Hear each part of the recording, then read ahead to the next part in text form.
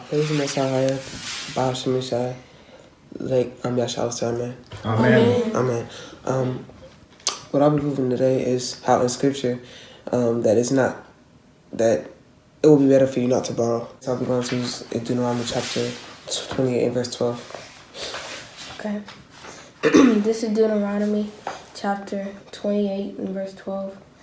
The Lord shall open unto thee his good treasure, the heaven, to give the rain unto thy land in his season, and to bless all the work of thine hand. And thou shalt lend unto many nations, and thou shalt not borrow. So the Most High, if you're doing what the Most High said, then you wouldn't have to borrow. He'll give you enough for you to lend unto other nations. So you wouldn't even have to borrow. My second verse I'll be going to is Psalms chapter 37 and verse 21.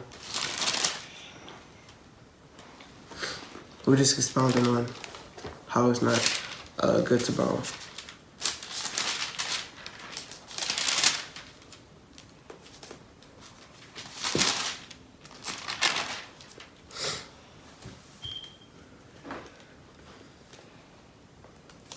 Okay, this is Psalms chapter 37 and verse 21.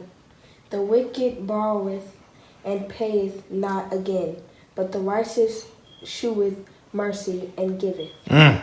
So the wicked is going to be the wicked. The wicked is going to not pay you back. So if you have a brother and he needs something, then you should just give it to him. You shouldn't give it to him and hope something back, you know?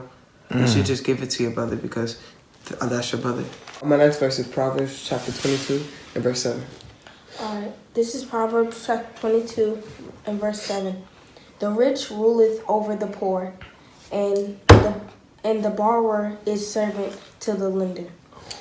So if you gave someone, so if someone were to say, okay, I'm gonna give you, I'm gonna buy you this, but you have to give my money back. So, and they'd be like, all right, I'm gonna do it. But the next day, you don't really worry about it. But then the person come to you, you're like, oh, where my money at? Then you're his servant until you give back his money. Which is why the Most High in the scriptures, like, he says it like flat out that he don't want his children to be borrowing. My next verse is Romans chapter 13 and verse 8. Okay. This is Romans chapter 13 and verse 8. Owe no man anything, but to love one another, for he that loveth another hath fulfilled the law. Okay, that's exactly what I said. All right, now this is how the lender should treat his brother. I'm gonna go to Luke chapter 6 and verse 35. So this is how the lender should treat his brother. This is Luke chapter 6 and verse 35.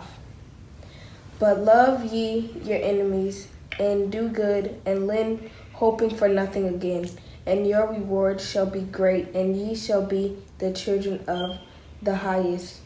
For he is kind unto the unthankful and to the evil. Okay, so like I said before, if you know that a brother in Christ is in need of something, you should just give it to him, not hoping for anything else.